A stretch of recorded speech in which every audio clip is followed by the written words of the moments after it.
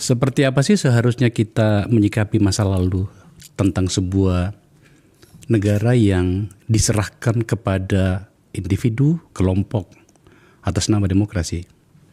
Menurut saya pertanyaan ini sudah harus kita sering ajukan dan kemudian harus kita cari jawabannya. Ini mungkin juga pertanyaan yang agak personal bagi saya, sebab saya pernah berada pada bagian sebuah pemerintahan 10 tahun yang kemudian bagi banyak orang, terutama masyarakat civil society, para penggiatnya, itu beranggapan bahwa selain hal yang berhubungan dengan fisik, ada banyak kesalahan di dalamnya. Kesulitan saya hari ini berdiri tegak di ruang sosial itu, hari-hari ini, ruang publik itu adalah saya harus menjawab banyak pertanyaan seperti ini. Saya tidak akan ragu-ragu untuk meminta maaf jika kemudian itu harus saya lakukan. Tetapi itu kita bicarakan pada bagian-bagian akhir nantinya. Saya mengajak orang yang pada hampir 10 tahun itu bertengkar dengan saya di ruang publik. Saya berada pada satu sisi dan dia berada pada sisi yang lain. Rocky Gerung, bro, thank you ya. You are very welcome, my friend. Ini sudah hampir 2 tahun baru you datang lagi ke sini ya. Dan itu 2 tahun itu justru tadi yang disebut Akbar itu mengendapkan apa sebetulnya yang terjadi pada negeri ini. Iya. Dan endapan itu yang memungkinkan kita mengevaluasi sejarah sambil melihat masa depan. Dan masa depan hanya disebut masa depan kalau ada masa laluan. Yeah. Ada politics of hope di depan, tetapi basisnya politics of memory di belakang. Nah, politics of memory itu tidak selalu memori yang baik, kadang-kadang memori buruk.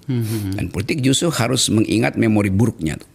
Dalam sebuah acara peluncuran bukunya sahabat kita, Koni Rahakundini Bakri di teater kecil di Tim, tidak lama dari hari ini, Madam Koni itu saya dengan terbuka meminta maaf kepada Rocky pada saat itu. Menurut saya kenapa saya tidak perlu merasa terhina untuk meminta maaf ya, ketika memang itu pernah saya lakukan dulu. Meskipun itu bukan personally semata, karena ada nilai yang saya bawa pada saat itu, keyakinan tepatnya bahwa ada satu figur yang sedang saya usung menjadi presiden, orang itu bernama Jokowi, dan kemudian saya harus membela seluruh apa yang dilakukannya. Sayangnya pada beberapa waktu kemudian saya tidak lagi yakin dengan itu. Dan kalau kemudian saya hari ini diserang di banyak orang, itu tanggung jawab Anda. Tetapi ada yang mengatakan bersyukurlah Anda keluar dari kubangan itu, yang istilah Rocky itu kubangan apa? Kubangan ya itulah kira-kira banyak kan istilah itu. Saya diam saja sambil terus menerus memikirkan. Saya lebih memilih memikirkan gini. Oke, saya harus memulai sebuah titik di mana kemudian optimisme harus saya bangun lagi demi anak cucu kita. Maka bahasa yang sering terlontar dari meja ini Rok adalah oke, mari bercakap-cakap dengan masa depan. Oke. Nah, maka mau tidak mau saya harus menggiring Rocky dulu untuk turun ke bumi. Ya, dari pembicaraan Rocky selama ini. Pertanyaannya begini, Rok. Seperti apakah gerangan bentuk wajah, tindakan, dan pikiran orang baik di dalam dunia politik itu, Rok? Kita mulai dengan perkataan awal istilah politik ketika dibuat oleh Plato, terus oleh Aristotle. Politik artinya peralatan untuk mendistribusikan keadilan. Dia pakai istilah mendistribusikan justice, bukan menghasilkan keadilan. Karena keadilan itu built in di dalam kemanusiaan. Semua orang lahir dengan ide keadilan, dibisikin ayat suci supaya berbuat adil. Jadi keadilan itu tidak mungkin dihasilkan, hanya bisa didistribusikan. Nah, politik bertugas mendistribusikan keadilan. Nah, kegagalan politisi kalau dia tidak mampu mendistribusikan keadilan. Nah, karena itu diperlukan fasilitas. Apa fasilitasnya? Demokrasi. Apa fasilitasnya? Sosialisme, kapitalisme, feodalisme. Tapi ketika kita memilih demokrasi, maka intinya adalah hak rakyat untuk menuntut. Nah, itu yang itu yang tidak boleh diabaikan oleh siapapun dia yang menjadi pejabat publik. Saya kasih kritik pada mereka yang tidak mau mendengarkan hak rakyat untuk menuntut. Jadi dari awal itu yang saya pastikan jadi semacam grammar saya di dalam mengevaluasi politik Indonesia itu. Nah, tuntutan rakyat itu maksimal karena kedaulatan rakyat tidak pernah diserahkan pada politisi. Nah, kesalahan para politisi kita menganggap kedaulatan rakyat diwakilkan oleh mereka. Sebetulnya yang diwakilkan, yang minta diwakilkan oleh rakyat kepentingan politik rakyat yang 5 tahunan. Itu berganti-ganti. Nah, kedaulatan dia absolut tidak boleh diserahkan oleh rakyat pada siapapun. Itu dalil filosofisnya begitu. Nah, itu yang harusnya jadi semacam kurikulum etik untuk memulai memikirkan Indonesia ke masa depan apa yang mesti dia lakukan. Bring ethics first ya. gitu. Kita gunakan case kita. Ya. Kita kembali ke sekitar 15 tahun atau 10 tahun yang lalu, di mana pada saat itu kita sering bertengkar di ruang publik, bukan bertengkar secara personal, tapi pada wilayah gagasan itu. Supaya publik itu bisa belajar dari kita-kita ini yang sering berbicara di ruang publik. Pada masa itu Akbar Faisal sebagai seorang yang berada pada ring utama Jokowi pada saat memulai jadi presiden hingga beberapa tahun awalnya, saya merasa meyakini bahwa orang ini adalah wakil dari seluruh pikiran dan harapan kita tentang Indonesia yang lebih baik. Dia berasal dari bukan siapa-siapa, tidak punya dosa masa lalu, seperti itu. Sementara Rocky yang lebih dulu berada di ruang politik dibanding saya karena bersama dengan beberapa tokoh pada masa itu, mungkin saja lebih mampu melihat sesuatu di situ. Tetapi sudah terjadi, kita bertengkar gitu ya, kita bertengkar. Kenapa gerangan tiba-tiba kemudian saya harus menerima sebuah realitas bahwa ternyata saya keliru dan saya harus meminta maaf kepada Rocky Gerung tentang itu? Saya tidak pernah memaafkan orang sebetulnya. Karena maaf itu soal personal. Dalam soal publik itu nggak boleh orang minta maaf. Salah memang, salah berhitung. Itu aja kan. Jadi tidak ada yang personal bagi saya. Satu-satunya yang memungkinkan saya bertahan jadi pengkritik karena saya dapat insight yang mungkin lebih lengkap dari Akbar. Akbar Faisal ada di dalam rejim Jokowi. Ketika Jokowi jadi presiden, pertanyaannya apakah Akbar Faisal tahu kelakuan Jokowi ketika dia jadi wali kota? Pasti nggak tahu, saya tahu itu. Nah karena itu saya mulai mencicil, saya masih tahan itu. Mungkin setelah periode Presiden Jokowi mulai 6 bulan pertama baru saya mulai kasih kritik. Saya kasih genealoginya. Satu waktu saya datang ke Surakarta, diminta memberi kuliah umum di Universitas Negeri UNS. Habis saya kasih kuliah, datang 2-3 orang. Saya masih kasih kuliah, kasih notes di situ tuh. Pak Rocky nanti kami mau bertemu tuh. Saya pikir dosen-dosen muda. Saya bilang, mana yang mau ketemu? Datang satu-satu. Enggak, kami bukan dosen. Loh, jadi kalian apa? Kami mau ngomong tapi enggak di kampus. Ngomong di angkringan. Datang saya ke situ. Mulai dia bilang, saya mewakili seorang tokoh rakyat, anggota Partai Komunis Indonesia. Anggota Komite Sentral CCPKI paling muda mewakili pemuda rakyat karena dia ketua pemuda rakyat yang ditahan di Cipinang 12-13 tahun. Namanya Pak Rewang. Tokoh komunis, pintar. Dia tadinya mau ketemu Pak Rocky tapi dia tiba-tiba sakit. Dia cuma pesankan begini, Pak Rocky jangan percaya pada Jokowi. Yang ngaku-ngaku adalah rakyat. Saya ini pemimpin rakyat. Lalu bercakap-cakap dari situ. Untuk satu isu pada waktu itu, Jokowi dieluk-elukkan oleh pers sebagai orang yang berhasil memindahkan pedagang kaki lima di yang gede itu, Pasar Klewer ya? Pasar Klewer, yang kemudian dinarasikan 30 hari Jokowi nego dengan rakyat untuk dipindahkan dan akhirnya berhasil. Dan nego itu dipamerkan di pendopo depan rumah wali kota kan. Anak-anak itu bilang itu bohong. Kenapa? Udah ada under table transaction bahwa akan dipindahkan karena udah dibayar.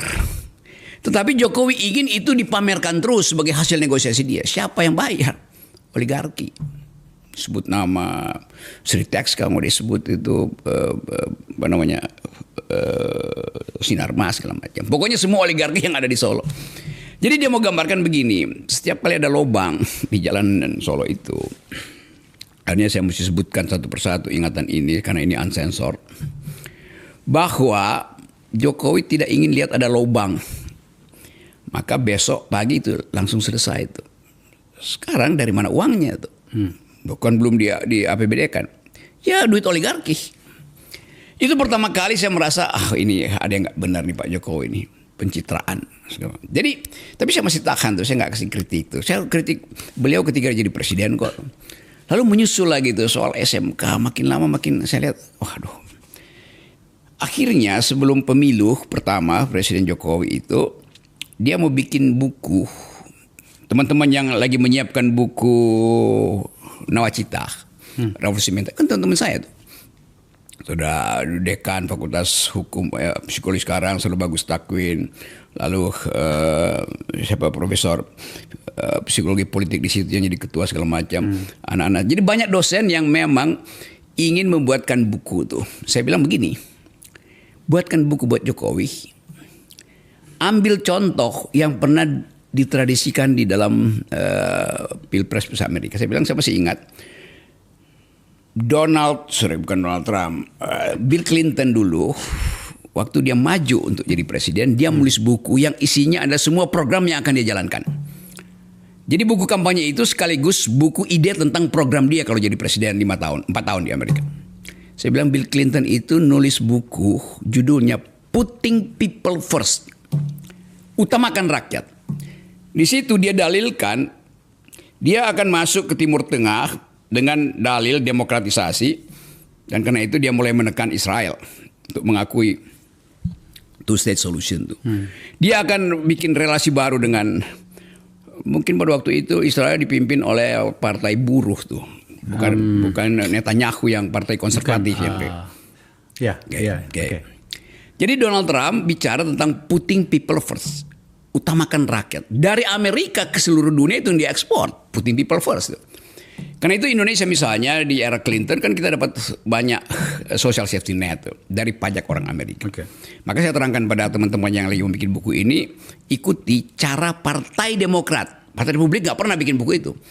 Di Amerika kalau Partai Demokrat dia akan berjanji politik luar negeri dia jalankan, anggaran pertahanan dia buka di situ. Lalu saya bilang Pak Jokowi mungkin mesti baca buku itu tuh. Saya tambahin lagi. Obama menulis buku Audacity of Hope, keberanian untuk punya harapan.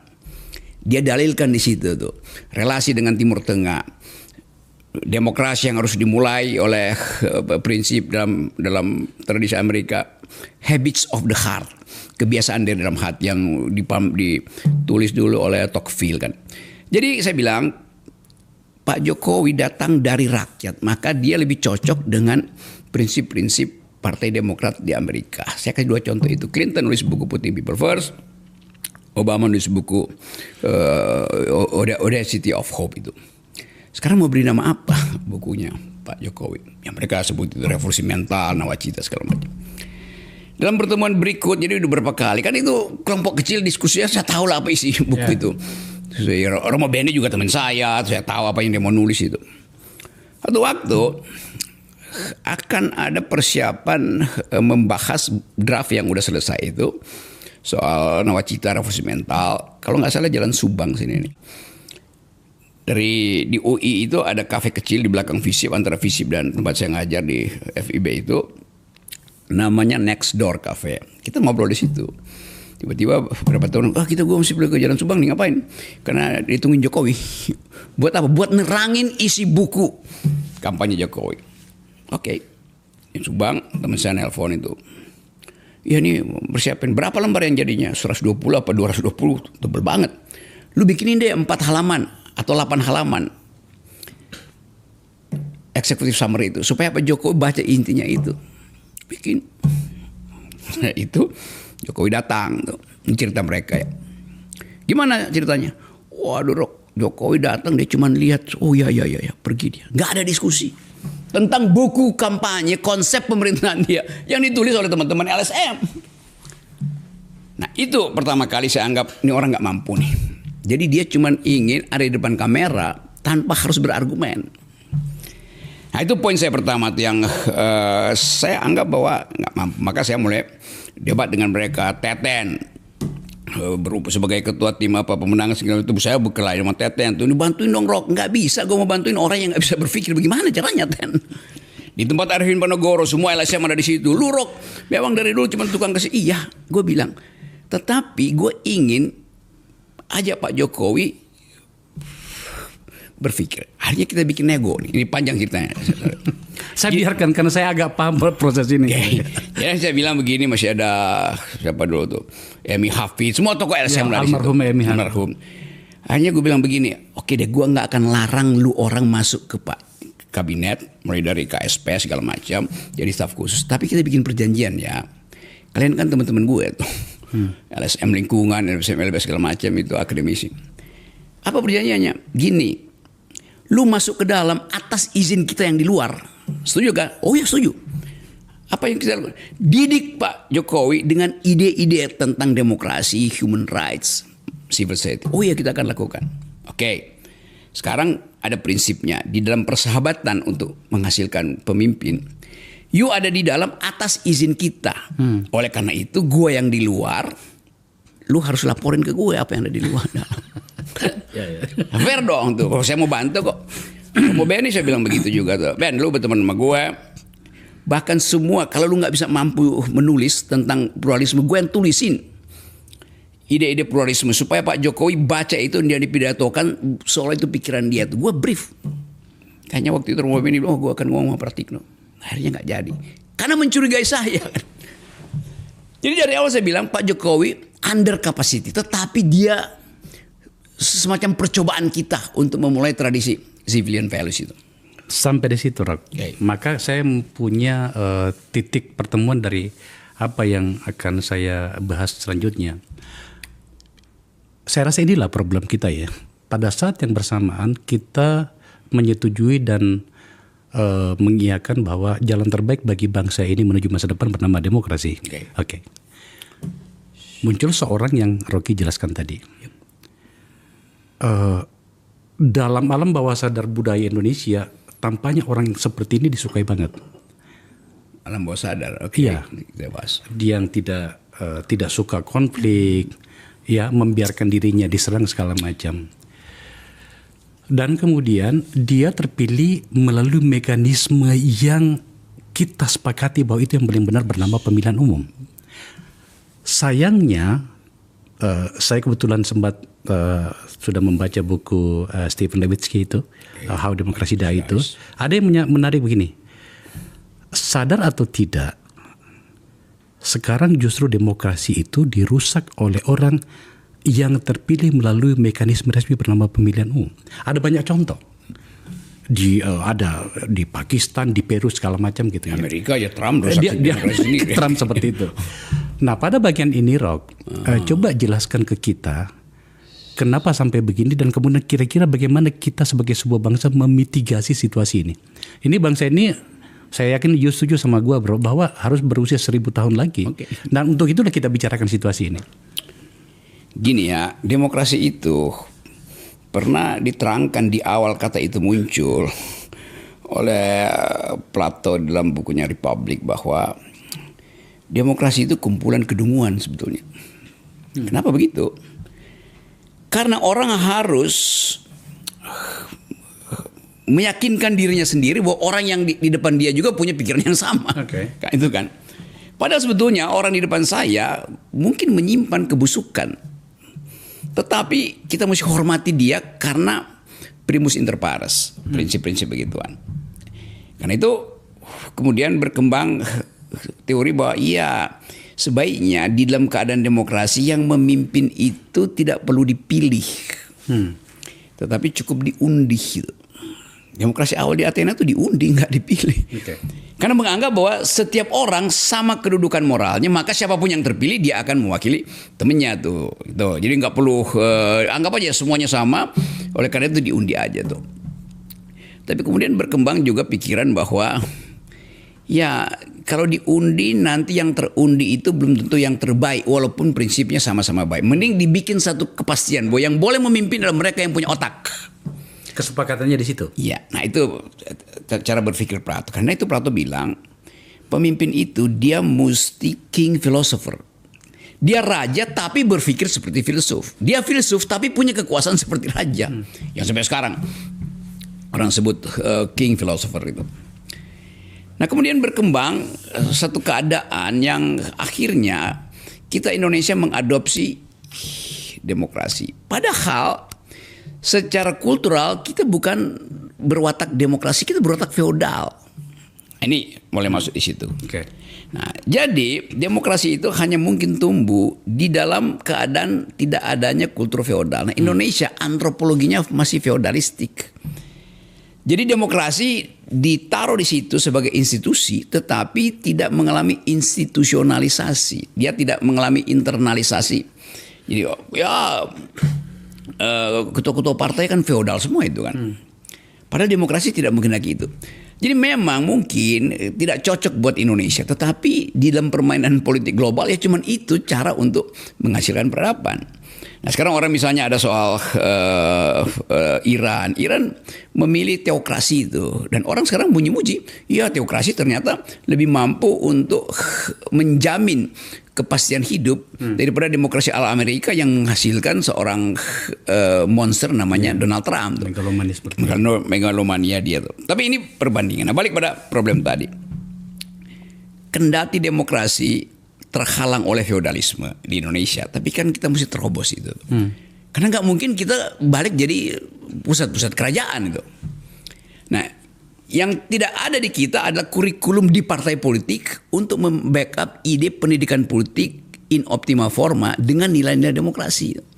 Mulai dari pemilihan ketua umum. Jadi kalau misalnya kita pastikan bisa nggak kita ubah, bisa. Tetapi mesti mulai dari unit paling kecil di mana demokrasi itu diajarkan, yaitu di partai politik. Nah, money politics masih ada di situ tuh. Nah, Akbar mengerti itu tuh, tapi berupaya untuk menyeimbangkan antara pragmatisme politik pada waktu itu karena partai berkuasa dengan nilai yang meluap-luap untuk keluar dari jebakan pragmatisme kan.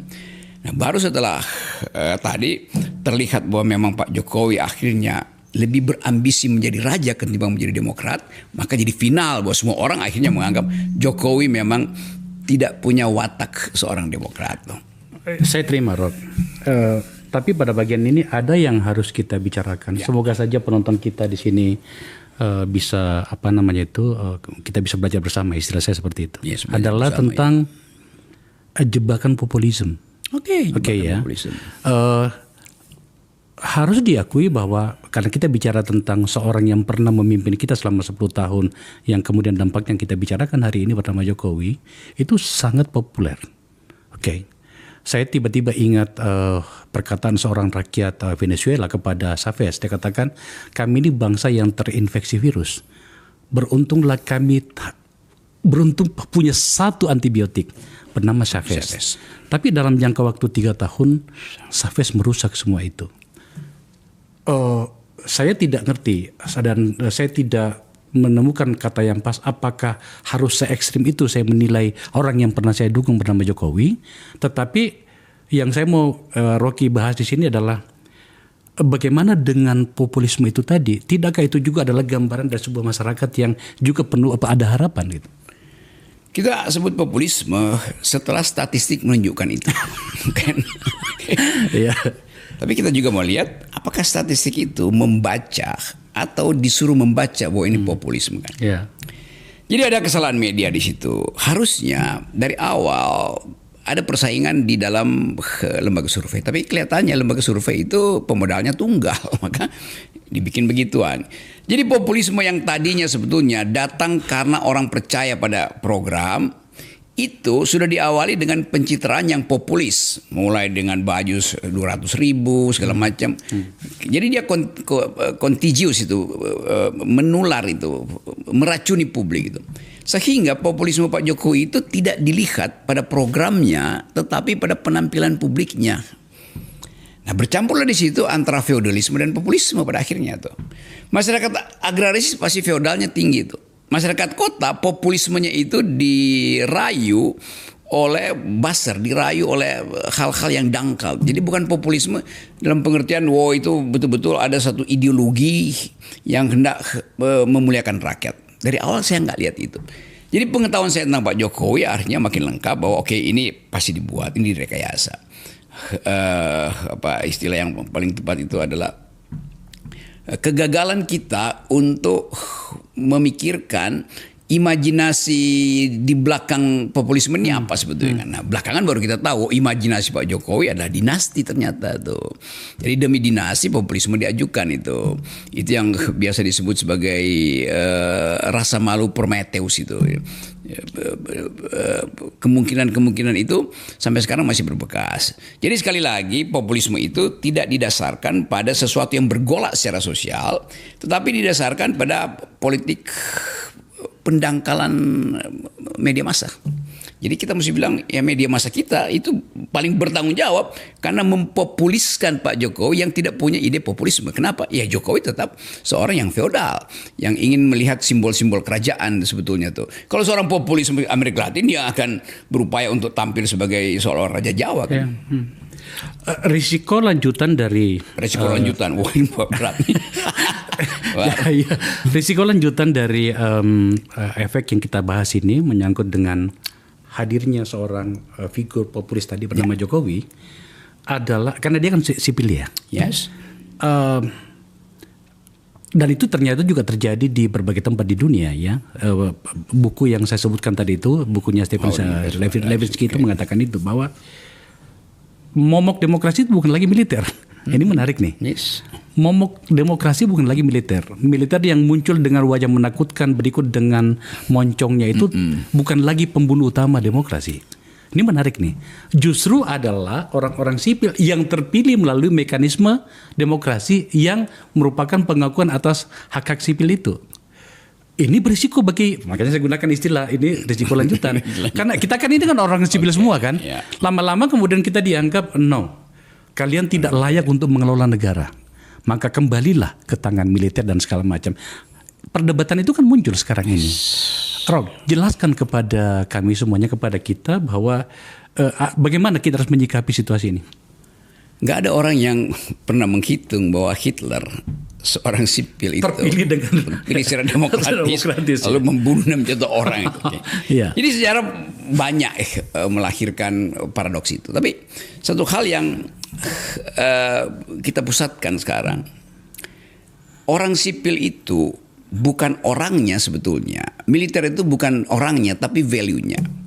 Kan SBY seorang militer.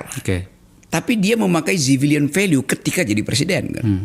Jokowi seorang sipil, tapi dia nggak mengerti civilian value itu. Jadi kelihatannya yang harus supreme itu bukan orang sipil tapi civilian value. Bukan the supremacy of the civilian tapi the supremacy of civilian value, nilai sipil itu. Nah, kalau seorang militer masuk di dalam politik boleh aja, tetapi dia mesti pakai civilian value. Apa itu civilian value? Ya berdebat. Apa itu sebenarnya cekcok pikiran tuh. Di dalam tradisi militer nggak boleh ada diskusi. Begitu Anda membidik, Anda tidak boleh ragu. Bila masih ragu, jangan membidik. Kalau sudah membidik, segera tarik picunya. Itu konsekuensinya kan. Jadi nggak boleh ada lagi debat-debat. Nah, dalam tradisi sipil nggak begitu. Kita mesti cekcok dulu. Nah, di dalam militer berlaku prinsip military efficiency. Yang sudah diputuskan tidak boleh ada debat.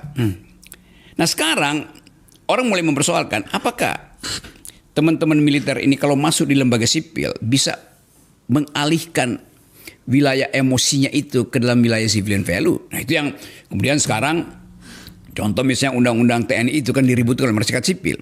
Lalu DPR bahkan kalau tentara bilang apa hak legal standing kalian, ya masuk akal lah karena tentara merasa kalian kan gak dirugikan.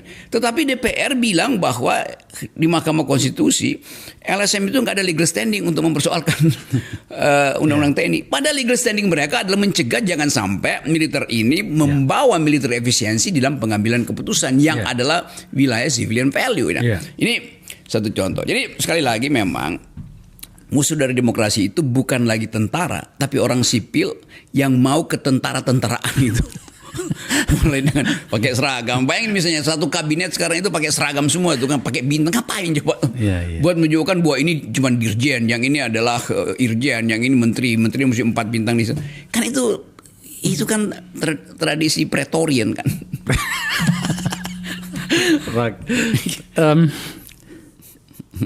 Seperti semangat diskusi awal kita ini, kita selesaikan soal ini ya. Kita selesaikan menyangkut dengan perdebatan soal Jokowi ini. Karena menurut saya forum ini dan saya dan Anda layak untuk membahas ini.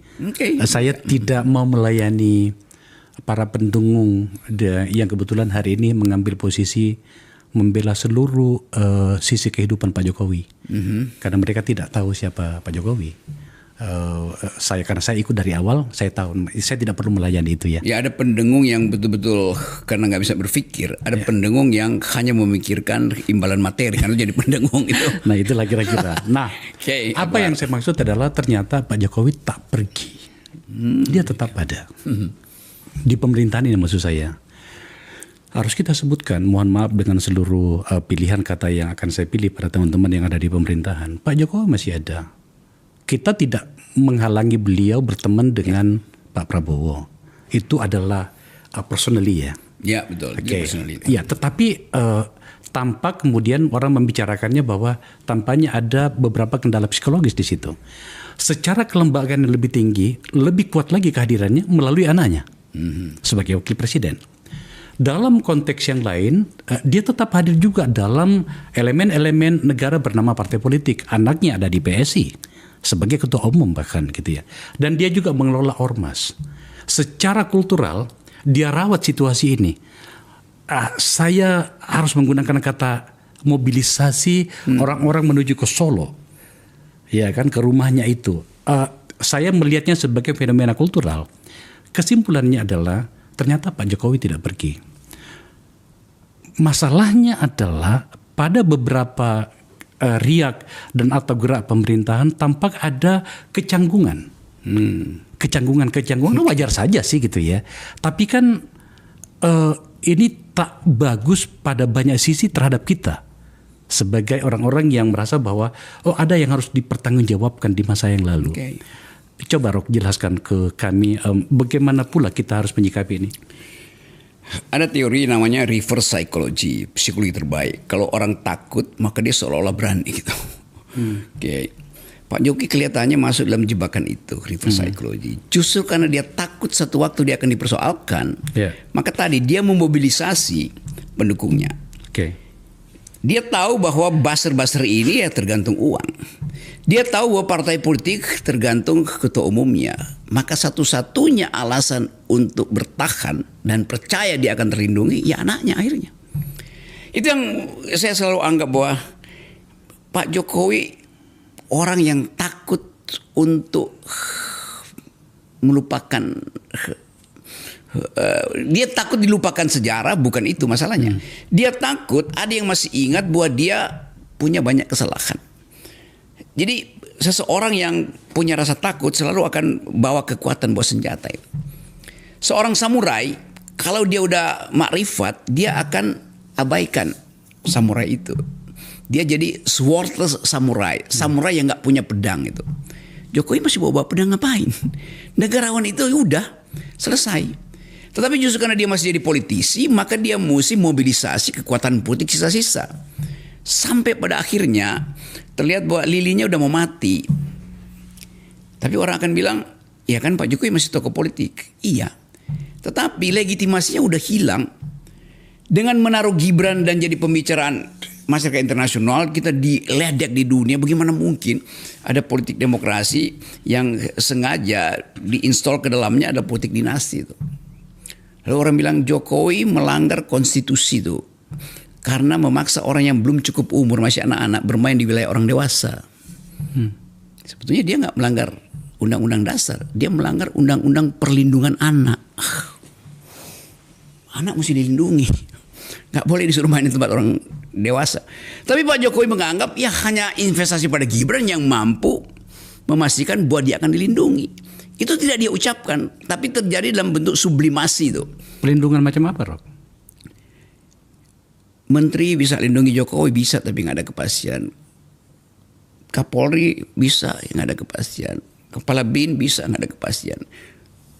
Yang harus kepastian adalah presiden. Nah kalau Gibran jadi presiden, perlindungan total. Saya melihat itu tuh, saya mungkin melangkah terlalu jauh, jumping tuh konklusin begitu. Tetapi buat kita atau buat saya minimal melihat psikologi Pak Jokowi, dia butuh perlindungan, rasa aman itu. Rasa aman itu hanya dia bisa peroleh dari orang yang paling dekat dengan dia, yaitu anaknya sendiri. Nah itu yang disebut dinasti in optima forma. Jika kemudian kita harus mengikutkan posisi politik dan atau posisi psikologis presiden yang sekarang Pak Prabowo pada situasi ini bagus ini. Kita harus memahami Pak Prabowo seperti apa ya? Pak Prabowo tetap dia ada semacam satu pihak dia tentara, ada army readiness, selalu siap siaga. Bahkan ketika dia piket sebetulnya dia lagi bersiaga itu tanpa suara ke piket. Kalau dia lagi mondar mandir apa namanya tuh kalau tentara lagi 2-3 orang, bukan defile itu banyak orang, 2-3 orang itu masuk hutan itu operasi diam-diam itu. Artinya dia lagi membaca peta tuh. Prabowo pasti ditrain di dalam manajemen intelijen semacam itu. Tapi pada saat yang sama dia orang yang ada sebut aja subkultur aristokrat. Ini keluarga elite itu yang tahu tentang decency, sopan santun, tahu tentang keperwiraan. Jadi pasti Prabowo mulai mencicil apa yang mesti dia utamakan pada psikologi dia terhadap Pak Jokowi. Kan nggak mungkin dia mengintai Jokowi seperti seorang militer mengintai kan. Lo itu partnernya dia. Jadi bagian aristokratik ini, bagian kemuliaan ini, nobility dari Prabowo adalah menghargai Jokowi itu. Jadi dasar psikologinya bagaimanapun Pak Jokowi meminta saya masuk di kabinet itu. Dan ketika saya iyain, maka saya mesti anggap dia adalah pemimpin saya. Itu sikap keperwiraan yang sangat elegan itu. Okay. Udah. Tapi kemudian ada masalah baru tuh. Publik tidak menghendaki Prabowo bersikap seperti itu pada Prabowo karena publik punya catatan berbeda dengan Prabowo terhadap Jokowi kan. Nah Pak Prabowo ada di dalam bukan kesulitan tapi juga bukan kebingungan tapi keinginan untuk mencicil yang mana yang mesti diutamakan. Nah, satu waktu misalnya itu akan terjadi bahwa saya sudah cukup memperlihatkan sikap aristokratik tadi, keeleganan itu. Tapi sekarang ada masalah baru yang sangat real, yaitu macetnya demokrasi, tuntutan terhadap ijazah palsu segala macam itu. Jadi satu waktu Prabowo akan, dalam analisa saya, moral publik itu, moral call dari publik itu akan melampaui penghormatan aristokratik beliau pada Presiden Jokowi. Walaupun itu tidak memutus persahabatan. Itu yang menjadi. Saya bisa memahami itu, Rok. Coba kita identifikasi lebih jauh ya tentang apa yang dilakukan atau apa programnya Pak Jokowi sekarang. Dan kemudian kita tarik atau kita lihat lagi apa yang dilakukan Pak Jokowi di masanya. Susah untuk membantah bahwa tampaknya kedua orang ini berada pada dua sisi yang berbeda. Sekarang, itu kan. Bahwa ada narasi mengatakan keberlanjutan segala macam, kita kan juga bisa memahami situasi ini kan gitu ya. Contoh misalnya IKN, apakah dilanjutkan atau tidak sebagai ibu kota negara ya, bahwa mungkin diteruskan sebagai sebuah kota untuk kebutuhan yang lain mungkin iya, tapi kalau untuk ibu kota negara, saya mencoba mendekati Pak Prabowo untuk isu ini atau untuk kasus ini dari sisi militernya. Begini-begini kan anak tentara juga nih gua nih kan gitu ya. Pasti Pak Prabowo menghitung risiko keamanan dari ibu kota yang bersisian dengan Alki itu seperti apa. Kita bisa baca itu. Nah ini Irak ini Iran dengan Israel aja jaraknya 1000-an kilometer bisa dengan presisi tiba. Apalagi kalau ternyata kapal perang orang negara lain itu lewat di Alki di mana ibu kota negara dari situ. Belum lagi yang lain. Maka kemudian agak sulit untuk mengatakan tidak atau Rocky keliru dengan pendekatan itu tadi. Maka kalau begitu ceritanya maka ya memang kita tampaknya menunggu waktu ya. Ya ada pertimbangan pragmatis pada Prabowo tuh, terutama pertimbangan kelayakan secara ekonomi, kelayakan secara security dan kelayakan secara ekologi kan.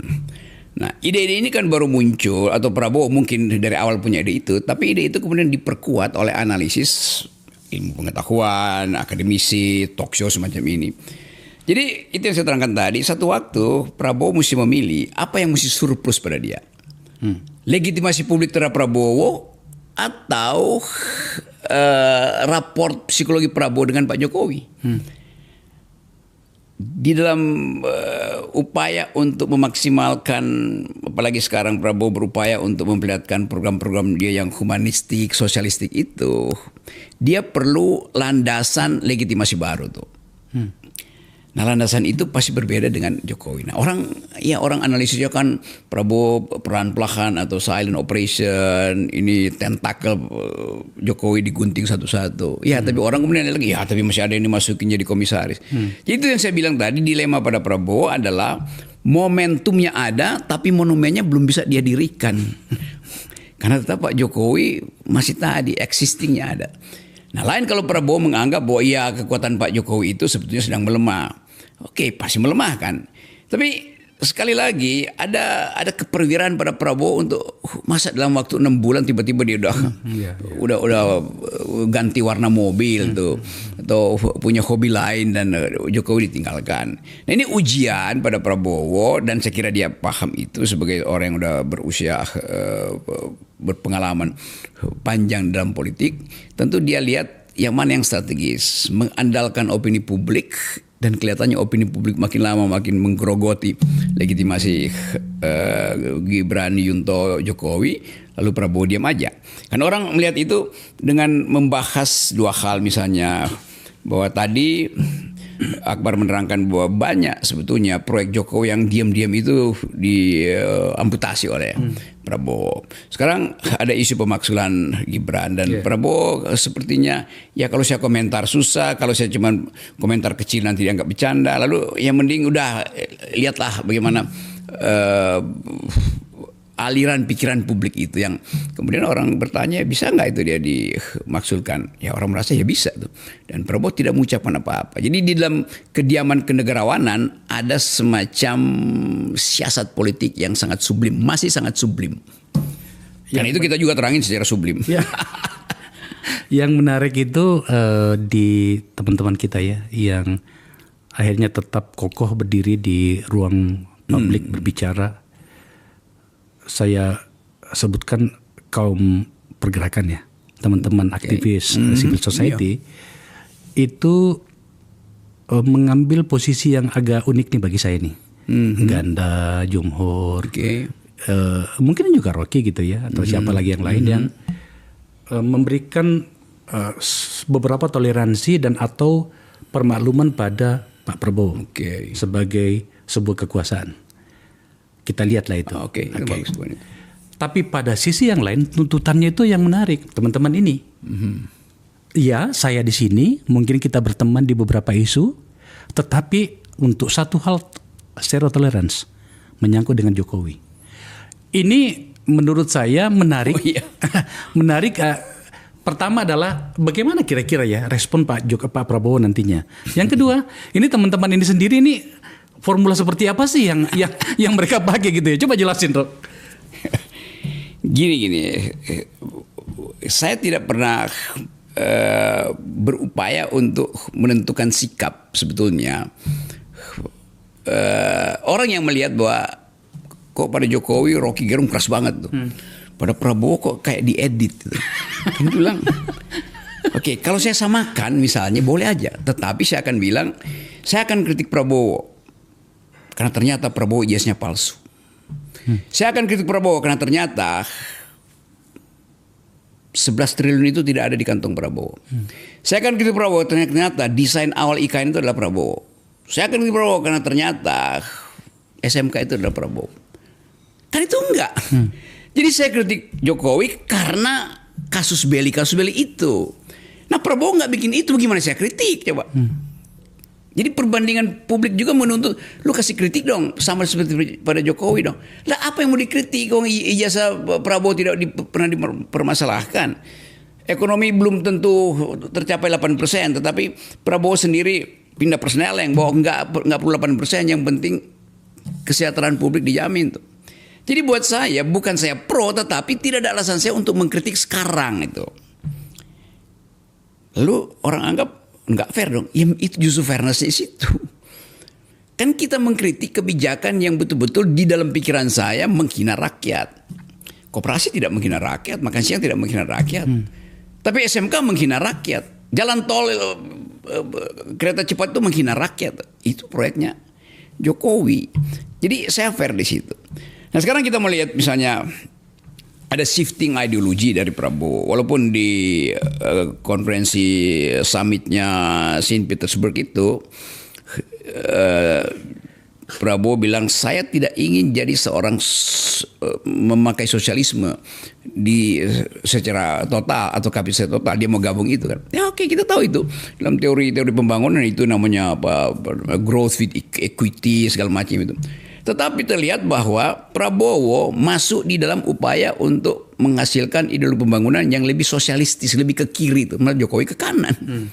Nah saya punya prinsip yang sama. Saya ingin negara ini dan dunia terutama diatur berdasarkan prinsip-prinsip kemanusiaan yang adil dan beradab. Di dalamnya ada keadilan sosial tuh. Jadi kalau pikiran Prabowo sama seperti pikiran saya, bagaimana saya kritik di bidang ekonomi kan. Kemarin saya di forum Summitronomics saya terangkan itu Pak. Satu waktu sebelum bahkan dia menjadi Menhan, Pak Prabowo, saya diskusi dengan Pak Prabowo, saya bilang, ya Indonesia kan tidak didesain untuk jadi kapitalistik. Dia belum jadi presiden waktu itu. Dia mampir ke rumah saya, kita diskusi panjang lebar soal pertahanan, soal hubungan internasional, bahkan soal ideologi dunia tuh. Dan justru saya ngajukan pertanyaan tuh.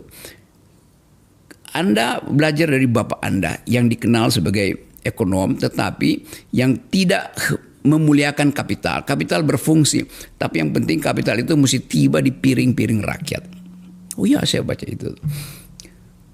Pak Mitro ada di Eropa ketika sosialisme itu abad 19 itu digaungkan di pusat-pusat studi. Jadi dia pasti belajar itu. Nah sekarang mulai terlihat bahwa Prabowo akhirnya memilih itu. Walaupun dia tetap butuh mesin pertumbuhan yaitu kapitalisme, tetapi kompetisi bukan soal kedaruratan ekonomi yang disebabkan oleh disparitas. Disparitas bisa dicegah melalui sosialisme. Jadi saya lihat ada paradigma yang bagi saya benar pada Prabowo, maka nggak mungkin saya kritik. Cuman itu dasarnya tuh. Kecuali Prabowo kemudian berubah pikiran tuh. Tapi selama ini dia taktikus, mencoba membujuk publik untuk ini loh proyek sosialis saya itu, walaupun dia tidak pakai kata sosialis, makan siang gratis, food estate, rumah segala macam, koperasi itu. Nah kita mau lihat mana yang lebih utama sebetulnya tuh. Kan nggak mungkin ditaruh sama-sama kan, karena itu akan menguras APBN kan. Nah pada bagian itu juga sebenarnya orang muncul pertanyaan yang saya lihat sih sudah menjadi tekanan keras ya kepada Pak Prabowo ya. Pertanyaannya itu adalah seberapa jauh toleransi yang dibutuhkan oleh presiden yang sekarang Pak Prabowo untuk memberi permakluman dan atau kehadiran berikut dengan risiko-risikonya pada klien Jokowi ini. Maka kemudian kan coba tampilkan ada permintaan pemaksulan kan kepada DPR itu. Pada saat kami membahas ini itu sedang dibicarakan. Itu pertanyaan orang sebenarnya. Saya lebih memilih mengatakan ini sudah jadi tekanan nih. Iya, dan tekanan itu bagi saya itu dimengerti oleh Prabowo, tapi basa-basi politiknya tidak mungkin dia ucapkan kan. Tetapi act of dengan membiarkan itu diproses, dan Dasko kan ketua DPR yang pasti mengerti jalan pikiran Pak Prabowo kan. Jadi kalau Prabowo bilang itu akan membuat chaos politik, pasti dia akan tegur ide itu kan. Tapi kelihatannya enggak, itu akan dibahas tuh. Jadi Prabowo juga riding the tidal wave of public opinion. Ya dia tunggangi aja public opinion itu, karena dia tahu bahwa kalau dia reaktif terhadap itu, justru itu bikin orang menganggap kalau begitu sama aja pengertian Pak Prabowo tentang politik sama, yaitu ya apa yang masih bisa ditutupi itu. Tapi mungkin dia udah berpikir bahwa nggak mungkin ditutupi. isu tentang pemaksulan itu. Apalagi kalau kita baca secara between the lines bahwa Prabowo sebetulnya akomodatif atau minimal adaptif terhadap permintaan Purnawirawan itu. Jadi kelihatannya itu pertarungan hari ini. Nah sekarang tinggal kita hitung ya kalau itu terjadi, dan saya kira akan terjadi ya dalam intuisi saya. Karena ini momentum Prabowo untuk memastikan buat tekanan publik itu mesti dia jawab melalui proses di DPR. Tuh tentu ada proses lain misalnya. Kalau misalnya saya bayangkan kalau misalnya dimulai minggu depan di DPR dan gelombang protes atau demonstrasi terhadap Gibran itu makin tinggi, ya mungkin nggak sampai di Mahkamah Konstitusi. Karena kita ulangi aja 98 kan. Atau kita pernah punya presiden yang sama itu. Nah, tinggal menentukan bagaimana stabilitas itu dikendalikan supaya investor tidak merasa bahwa Indonesia ini kacau melulu, bagaimana kita mau masuk itu. Maka kita tiba pada puncak dari apa yang perlu kita pikirkan, Rok, menyangkut ini. Kan begini. Nggak bisa dong kita mengelola negara ini seakan-akan bersanji. Ada peristiwa, kemudian ada sebuah rentang waktu tindakan, dan di ujungnya adalah ya sudahlah, kita duduk ramai-ramai, kita bersanji, kita sepakati secara diam-diam saja. Orang menyebutnya sebagai pertanggungjawaban. Nah pada kasus seperti ini kira-kira jalan terbaik seperti apa yang harus dilalui bangsa ini agar kemudian bahasa ekstrimnya tak perlu ada lagi 10 tahun yang tersia-siakan. Nah, itu dia. Itu yang orang pengen tahu, Rob. Kalau saya baca public opinion dan tafsirkan dia secara hermeneutik, semua orang ingin supaya Prabowo punya sesuatu yang otentik.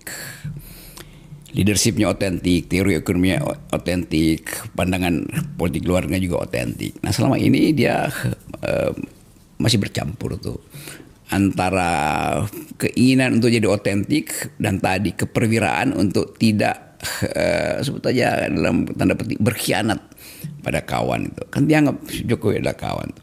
Jadi berhak Prabowo untuk Prabowo memuji Jokowi itu dalam prinsip tadi bahwa dia tahu persoalan inti negeri ini adalah ketidakadilan. Karena itu korupsi akan dia basmi. Dia tahu bahwa ketidakadilan itu juga disebabkan oleh kebijakan ekonomi Jokowi yang terlalu permisif terhadap oligarki. Kan dia tahu itu kan. Yeah. Tapi itu kan nggak mungkin dia batalkan tuh. Dia bisa perbaiki itu ke depan dengan harapan orang mengerti bahwa dengan memperbaiki ke depan dia sudah menghukum Jokowi. Tapi nggak mungkin dia hukum Jokowi secara keperwiraannya. Tetapi publik tetap tuntut itu. Hukum dong, kan dia bersalah. Kenapa Indonesia buruk sekarang? Ya karena Jokowi 10 tahun menghabiskan APBN itu. Jadi sebetulnya dilema itu ada pada setiap pemimpin. Nah sekarang dilema itu betul-betul keras. Karena ada yang batu ujinya, yaitu Gibran mau dimaksulkan apa enggak. Begitu Gibran dimaksulkan, it goes without saying bahwa Jokowi juga sebetulnya dilengserkan secara mikul duwur mendem jero, kira-kira begitu. Nah itu yang orang anggap ya itu juga mungkin bijak ya. Kalau Gibran diproses maka dinasti Jokowi berhenti. Tetapi persahabatan Presiden Prabowo dengan Jokowi ya jalan terus saja kan. Itu kan itu dari oke, saya terima. Itu dalam ruang atau area permainan tanda petik untuk Pak Prabowo. Juga tentang Gibran. Tapi pertanyaan ini sebenarnya lebih spesifik tentang Jokowinya sendiri. Kalau dibuat dalam gambaran yang lebih jauh, kan di luar negeri itu ada, kemarin kan di Korea tuh ada seorang presiden yang bahkan terkena, kalau nggak salah bahkan pidana karena membantu menantunya mendapatkan pekerjaan. Bahkan sampai pada tahap itu pun mereka memiliki etika itu. Saya lagi-lagi ingin memediasi pikiran banyak orang di ruang ini. Bagaimana dengan pertanggungjawaban terhadap atau seorang Jokowi terhadap bangsa ini? Ya itu yang saya sebut tadi. Dari segi Pak Prabowo udahlah. Begitu Gibran lengser, itu artinya hukuman juga pada Jokowi.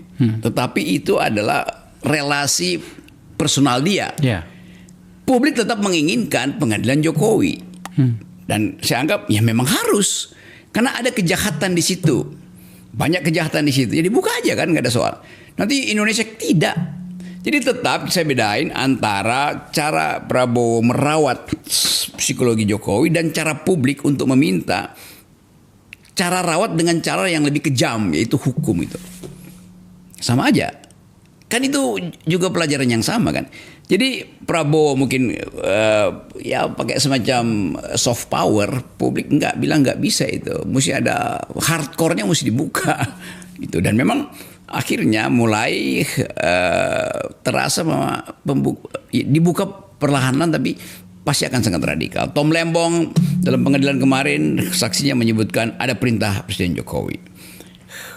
Andi Wijayanto, bekas orang dekat Jokowi, mengatakan bahwa iya, saya tahu perbuatan itu soal ijazah palsu itu. PDIP apalagi itu. Jadi kalau kumpulan dari sebut aja, ini bukan keadilan jalanan, tapi akal sehat yang muncul dan menganggap bahwa ya Jokowi ternyata menyembunyikan banyak kejahatan. Dan kalaupun kalaupun itu dilakukan dalam hal ini adalah memakai mekanisme hukum, itu bukan barang baru bagi kita. Ya betul. Soekarno pernah. Gus Dur pernah. Gus Dur juga pernah. Habibie kena.